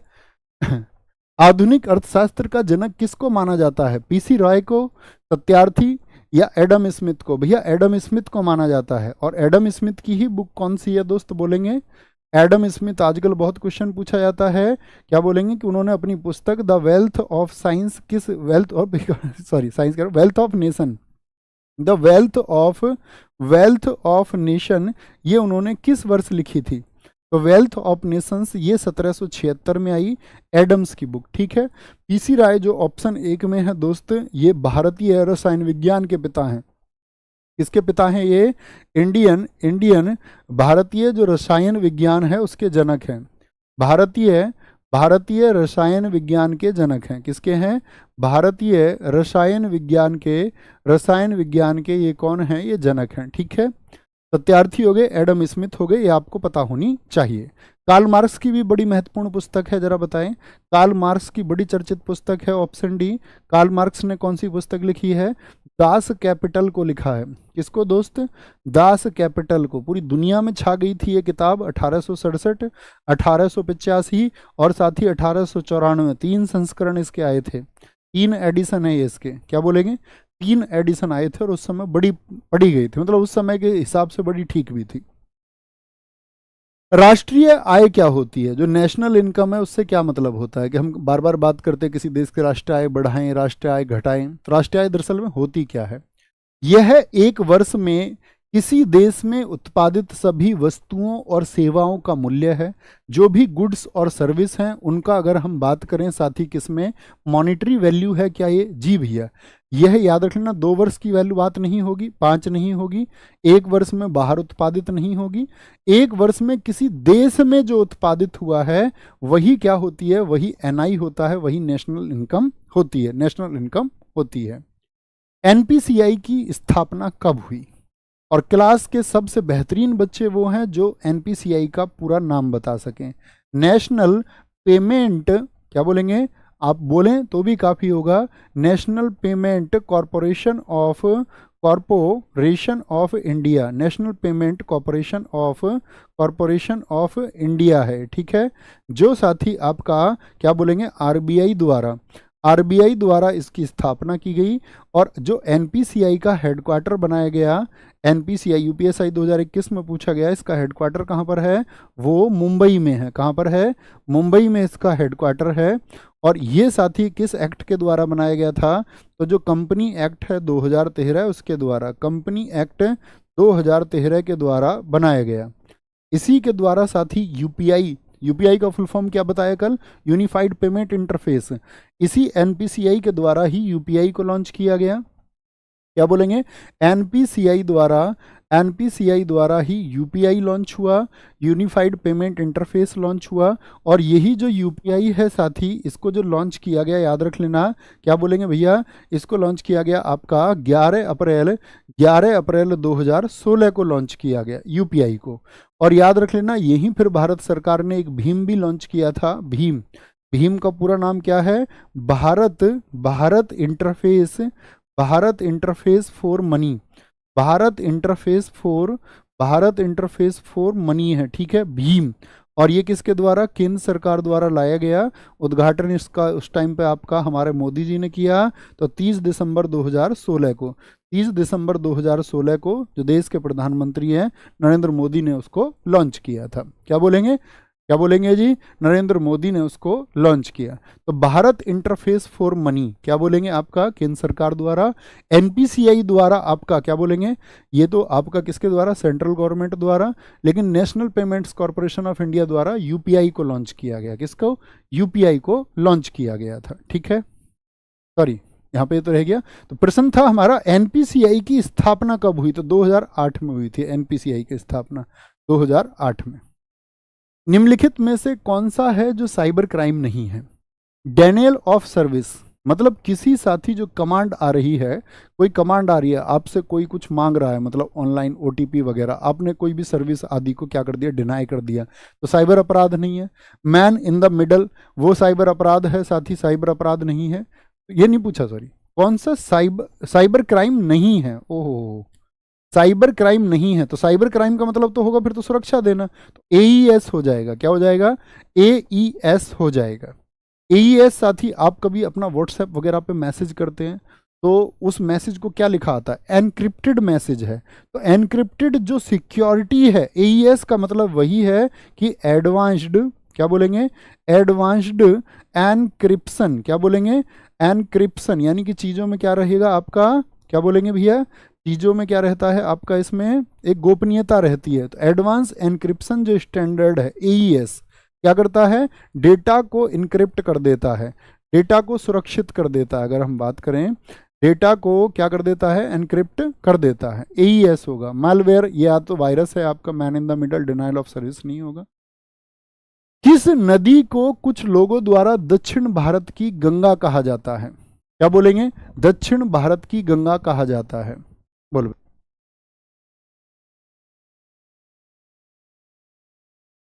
बोलेंगे जी, किस नदी को कुछ लोगों द्वारा दक्षिण भारत की गंगा कहा जाता है, कृष्णा के द्वारा, गोदावरी, गोदावरी को कहा जाता है, कावेरी को, या फिर नर्मदा को कहा जाता है। तो दक्षिण भारत की गंगा किसको बोलेंगे, कावेरी को कहेंगे। नर्मदा को क्या कहते हैं, मध्य प्रदेश और गुजरात की लाइफलाइन। मध्य प्रदेश और गुजरात की जीवन रेखा कौन सी नदी है, मध्य प्रदेश और गुजरात की जीवन रेखा। गोदावरी को साथी क्या बोलते हैं, इसको भी साथी क्या बोलेंगे, कुछ लोगों द्वारा, तो गोदावरी हो गया आपका, गोदावरी को बोलते हैं आपका, इसको क्या बोलेंगे, वृद्ध गंगा। बूढ़ी गंगा किसको कहा जाता है, वृद्ध गंगा। दोनों विकल्प में आए ना, गोदावरी को भी कई बार बोलते हैं, दोनों विकल्प में आए तो ज्यादा मत किसके लिए, परीक्षाओं की दृष्टि से क्या चुनना है, कावेरी, क्योंकि यूपी के एग्जाम्स में माना गया है। काली नदी किसको कहा जाता है बताएं, काली नदी किसको कहा जाता है भैया, काली नदी कहते हैं शारदा को, किसको, शारदा को कहते हैं। लाल नदी भारत में किसको कहा जाता है, लाल नदी भैया ब्रह्मपुत्र को कहते हैं, किसको, ब्रह्मपुत्र को कहते हैं। बिहार का शोक किस नदी को कहा जाता है, बिहार का शोक किस नदी को कहते हैं भैया, कोसी रिवर को कहते हैं, कोसी को। बंगाल का शोक किस नदी को कहते हैं, बंगाल का शोक किस नदी को कहा जाता है, दामोदर रिवर को कहा जाता है, दामोदर को। ओडिशा का शोक किसको कहा जाता है, ओडिशा का शोक किस नदी को कहा जाता है, महानदी को कहा जाता है, महानदी को। सिक्किम की जीवन रेखा कौन सी नदी कहलाती है, सिक्किम की जीवन रेखा, सिक्किम की जीवन रेखा कौन सी नदी कहलाती है भैया जी, तीस्ता रिवर कहलाती है। कौन सी, तीस्ता नदी कहलाती है, ठीक है। और आपका दक्षिण भारत की जीवन रेखा में बोलूं, दक्षिण भारत की जीवन रेखा अर्थात गंगा, दक्षिण भारत की जीवन रेखा किसको कहते हैं, दक्षिण भारत की जीवन रेखा वो बोलते हैं जी आपका कावेरी को, किसको, कावेरी को कहते हैं, ठीक है, कावेरी को। आप मुझे बताओ दक्षिण भारत की सबसे लंबी नदी कौन सी है, दक्षिण भारत की जो सबसे लंबी नदी है वो कौन सी है, फटाफट से बताएंगे।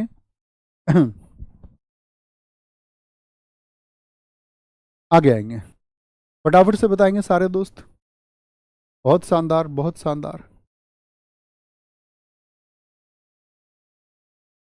आगे आएंगे, नेक्स्ट है सिक्किम की राजधानी क्या है। सिक्किम जो हमारा, क्या उसकी राजधानी कोलकाता है, गुवाहाटी असम की है, पश्चिम बंगाल, सिक्किम ये किसके, नागालैंड की है।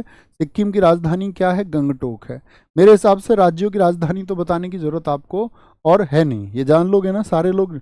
अब ऐसा भी हो कोई बुद्धू राज्य की राजधानी भी नहीं है तो पढ़ लेना कम से कम, पता चले राज्यों की राजधानी भी नहीं याद है। आगे आएंगे सर जी ऊपर दिखा एक बच्चे का अभी एमएनपी के ऊपर कुछ क्वेश्चन था, न्यूनतम आवश्यकता कार्यक्रम नहीं, बच्चे का प्रश्न था एक, उसको देखो। भारत का पहला 24/7 सौर ऊर्जा संचालित गांव मोढेरा किस राज्य में स्थित है। क्या बोलेंगे, 24/7, नवीन सर 24/7। राजस्थान, गुजरात, मध्य प्रदेश या फिर आपका हिमाचल प्रदेश। क्या बोलेंगे भैया, गुजरात में। कहाँ पर है गांव मोढेरा, किस राज्य में है, ये गुजरात में है। कहाँ पर है, गुजरात में है। अच्छा, मध्य प्रदेश से क्वेश्चन पूछा जाएगा, अनाथ बच्चों के लिए योजना बनाने वाला पहला राज्य कौन सा है। अनाथ बच्चों के लिए योजना किसने बनाई है, ये बनाई है साथी आपका मध्य प्रदेश ने। मुझे बताओ भारत का पहला, सब भारत के पहले की बात करेंगे, पहला स्किल, क्या बोलेंगे, पहला स्किल इंडिया सेंटर कहाँ पर है। पहला स्किल इंडिया सेंटर कहाँ पर है आपका साथी, वो संबलपुर में है। कहाँ पर है, संबलपुर में है, उड़ीसा में। कहाँ पर है, संबलपुर उड़ीसा में स्थित है। देश का साथी जो पहला है डार्क स्काई पार्क। क्या बोलेंगे, देश का पहला जो डार्क स्काई पार्क आपका, डार्क स्काई पार्क वो कहाँ पर बना है, वो पेंच में बना है। पेंच जो कि महाराष्ट्र और एमपी की सीमा पर स्थित है, पेंच टाइगर रिजर्व जिसको हम जानते हैं। मुझे बताएंगे भारत का पहला जो साथी आपका, भारत का पहला सैनिक जो विद्यालय बना है, भारत का पहला सैनिक बालिका विद्यालय कहाँ पर बना है। सैनिक बालिका विद्यालय उत्तर प्रदेश में कहाँ पर बना है, इसीलिए बहुत इंपॉर्टेंट प्रश्न है। तो आप कहेंगे भैया मथुरा में बना है। कहाँ पर, मथुरा में बना है। अगर मैं आपसे पूछूं भारत का पहला एआई सिटी कौन सा होगा, भारत का पहला एआई का पूरा नाम बोलो। एआई होता है कृत्रिम बुद्धिमत्ता, यानी कि आपका आर्टिफिशियल, जो लोग ना जानते हो लिखें, आर्टिफिशियल इंटेलिजेंस होता है। क्या बोलेंगे, कृत्रिम बुद्धिमत्ता, इसको हम बोलते हैं एआई। आगे आप भविष्य में इसी शब्द को ज़्यादा सुनेंगे अपनी ज़िंदगी में। लखनऊ, क्या बोलेंगे, लखनऊ होगा, लखनऊ। तीसरा मैं आपसे पूछूं साथी, चलने का अधिकार लागू करने वाला पहला राज्य कौन सा बना है। चलने का अधिकार पहला राज्य कौन सा बना है, चलने का अधिकार लागू करने वाला पहला राज्य है किसने, आपका साथी पंजाब बन गया है। क्या बोलेंगे, पंजाब बन गया है। मैं आपसे पूछूं साथी, ट्रैफिक को ऑडिट करने वाला पहला राज्य कौन सा बनेगा। ट्रैफिक को ऑडिट करने वाला जो पहला राज्य बनेगा वो बनेगा आपका पहला राज्य बिहार भैया बनेगा। कौन बनेगा, ट्रैफिक को ऑडिट करने वाला पहला होगा आपका बिहार। ठीक है, ट्रैफिक ऑडिट करने वाला सबसे पहला कौन होगा, बोलेंगे भैया फटाफट से हो दिया, तुम्हें मिला ही नहीं वो बच्चा। आगे आएंगे, नेक्स्ट है इंडियाज स्ट्रगल फॉर इंडिपेंडेंस पुस्तक के मुख्य लेखक और संपादक कौन थे। दिखाएंगे, ऊपर अभी गया कमेंट, ऊपर दिखाओ, अभी लिखा फिर से मुझे कमेंट दिखाओ भाई, ऊपर करो। सर जी एमएनपी न्यूनतम आवश्यकता कार्यक्रम 1974 होगा। नहीं बेटे राजीव कुमार, 1975 होगा। एमएनपी को 1974 इसलिए हम बोल देते हैं क्योंकि जो आपका 5वीं पंचवर्षीय योजना 1974 से 78 शुरू हुई थी, तो कुछ घोषणाएं हुई थी 1974 में कि भाई हम ये करने वाले हैं, इसमें ये प्रोग्राम होगा। लेकिन दरअसल में एमएनपी जो लागू हुआ 1975 में ही लागू हुआ था। अब समझा मैं आप क्या कहना चाह रहे थे। इंडियाज स्ट्रगल फॉर इंडिपेंडेंस पुस्तक के मुख्य लेखक और संपादक कौन है, जवाहरलाल नेहरू हैं या विपिन चंद्र पाल हैं। विपिन चंद्र पाल। नेहरू जी की पुस्तक आपको बता चुका मैं, यास्मीन खान जी की नहीं पढ़नी। रामचंद्र गुहा, इंडिया आफ्टर गांधी, बड़े अच्छे लेखक हैं भारतीय राजनीति और राजनेताओं पर। India after Gandhi, India after Gandhi साथी, और आपका गांधी बिफोर इंडिया, ये दोनों ही किताबें मैंने पढ़ी हैं। ये गांधी जी को समझने के लिए बड़ी शानदार किताबें हैं। गांधी बिफोर इंडिया, क्या बोलेंगे, गांधी बिफोर इंडिया। लेकिन एक किताब आती है इंडिया आफ्टर नेहरू, वो भी महत्वपूर्ण है। इंडिया आफ्टर नेहरू, नेहरू के बाद का भारत, इंडिया आफ्टर नेहरू किसने लिखी है? तो इंडिया आफ्टर नेहरू लिखी है दोस्त आपका कुलदीप नैयर ने। क्या बोलेंगे? कुलदीप नैयर ने लिखी है। किसने लिखी है? कुलदीप नैयर ने साथी ये किताब लिखी है, ये आपको पता होना चाहिए। नटंगकी जो राष्ट्रीय उद्यान है, नेशनल पार्क है नटंगकी, इसको इटांगकी भी कई बार लिख देता है। ये कहाँ पर है? क्या बोलेंगे? ये कहाँ पर है? असम में है, मणिपुर में, अरुणाचल प्रदेश में, या नाग? तो बोलेंगे भैया ये नागालैंड में है। कहाँ पर है? नागालैंड में है। मणिपुर की बात करें तो यहाँ पर है आपका सिरोही और केवबुल लामजाओ। क्या बोलेंगे? कोईबुल लामजाओ। और कोईबुल लामजाओ क्या है? भारत का एकमात्र, आप मेरी बात पूरी कर दो तो मैं आपको अपना स्टूडेंट फिर जानूं।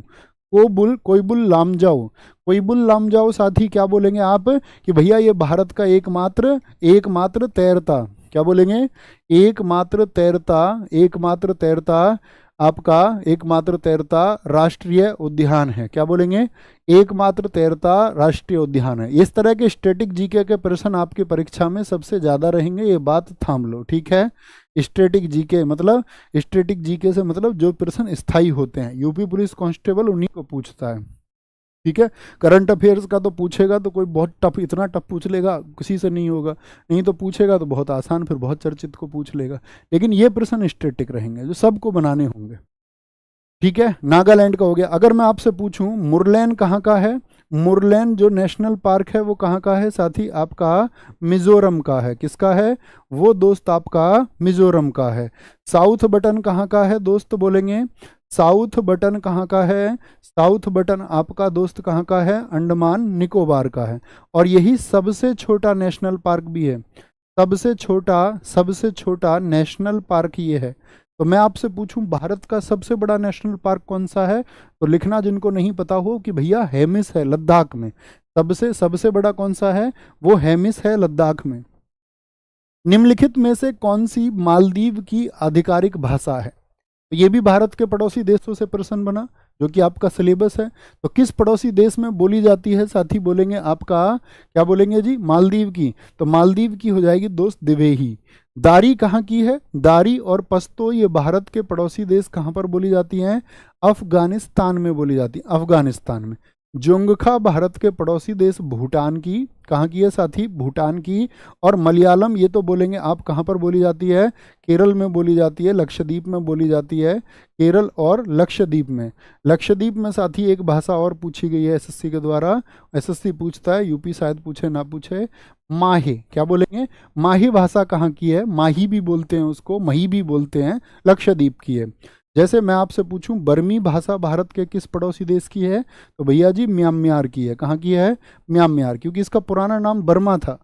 बर्मा भारत का हिस्सा था। 1935 के अधिनियम द्वारा 1937 में इसको भारत से अलग कर दिया गया था। पुराना नाम इसका बर्मा था, बाद में इन्होंने नाम बदल के म्यांमार कर लिया। सिंगली और तमिल, क्या बोलेंगे? सिंगली भाषा कहाँ की है साथी? ये आपका श्रीलंका की है। कहाँ की है? श्रीलंका की है, ठीक है, श्रीलंका की है। मंदारिन भाषा भारत के किस पड़ोसी देश की है? मंदारिन ये चीन की है, चीन की है साथी आपका मंदारिन, ठीक है। फारसी भाषा भारत के किस पड़ोसी देश की है? पढ़े लिखे को फारसी क्या? तो आप बोलेंगे ईरान की है। कहाँ की है? ईरान की है। हिब्रू भाषा कहाँ की है साथी? हिब्रू भाषा की अगर हम बात करते हैं तो वो है आपका इजराइल की। कहाँ की? इजराइल की। और ये केस स्टडी आपने कर ली, केस स्टडी आपने करा, रिसेंट के मुद्दों को बहुत अच्छे से समझा करो। आप इस देश के जागरूक छात्र हैं, सिर्फ करंट अफेयर्स के माध्यम से नहीं। कल देश वहाँ पर साथी शेख हसीना भाग गई, इसका कारण जानते हैं ना? थम्स अप पूरी स्टडी करी तो आप कहेंगे भैया पढ़ाई में बिजी है, तो किसी की एक वीडियो देख लिया करो, 8-10-15 मिनट की हो कोई वीडियो, जो अच्छे लोग हैं जो अच्छे से एक्सप्लेन करते हो, ठीक है। तो ऐसी कोई वीडियो देख लिया करो जहाँ से वो चीज़ें समझ में आए। और रिसेंट की घटनाओं पर आपकी नज़र होनी चाहिए, परीक्षा के लिए नहीं, आपकी समझ भी इतनी होनी चाहिए, ठीक है, कि आपको चीज़ों के बारे में ज्ञान हो कि चल क्या रहा है दुनिया में। पीएम किसान सम्मान निधि योजना कब लॉन्च किया गया था? बोलेंगे एक बार, कब लॉन्च किया गया था? 15 जून 2020, 10 अक्टूबर 2020, 24 फरवरी 2019 या 23 सितंबर 2019? 24 फरवरी 2019। क्या बोलेंगे? कहाँ से साथी? ये आपका पीएम किसान सम्मान निधि योजना कहाँ से लॉन्च की गई थी? गोरखपुर से, उत्तर प्रदेश से लॉन्च की गई, जिसमें 2-2 हज़ार रुपये जाते हैं। मुझे बताओ जनधन योजना कब लॉन्च की गई? जनधन योजना जो लॉन्च की गई वो कब लॉन्च की गई थी? तो आप बोलेंगे भैया वो 28 अगस्त 2014 को लॉन्च की गई थी, 28 अगस्त 2014 को जनधन योजना। मुझे बताओ मेक इन इंडिया योजना कब लॉन्च की गई?